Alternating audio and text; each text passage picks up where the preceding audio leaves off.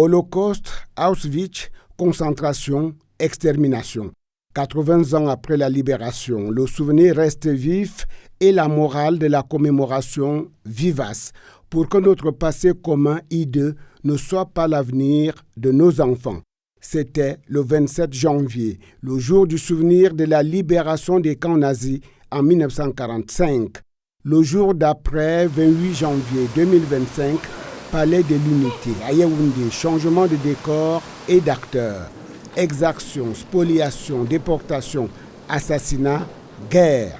26 ans d'aurore et de sang versé sont ressassés dans un rapport bien volumineux et milliers de pages. C'est la face cachée de la scabreuse et douloureuse histoire France-Cameroun entre 1945 et 1971. Objectif proclamé, briser un tabou vieux de plusieurs dizaines d'années et jeter un nouveau pont entre la France et le Cameroun pour de nouveaux développements. Toutes et tous ensemble, vous avez accompli un travail de recherche très remarquable et de consignation mémorielle d'une grande portée symbolique pour restituer l'authenticité des faits et des récits afin de faire émerger la vérité.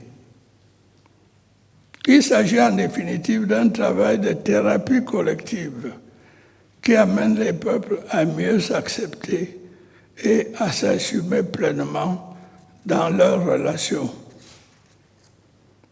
Il fallait en arriver là et admettre ensemble cette catharsis entre la France et le Cameroun, deux pays amis aux relations séculaires, plurielles et multiformes.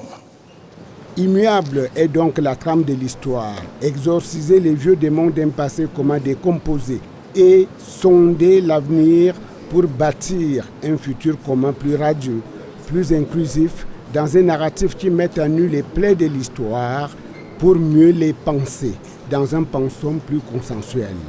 Le rapport de la commission mixte pluridisciplinaire France-Cameroun participe de ce devoir de mémoire.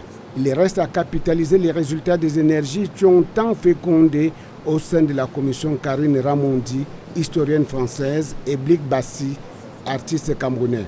Après Paris, le 21 janvier, le tour est revenu à Yaoundé une semaine après, soit ce 28 janvier 2025, d'accueillir les éminents membres de la commission mémoire France-Cameroun et d'en recevoir les sceaux, un document qui fera date assurément dans l'histoire franco-camerounaise.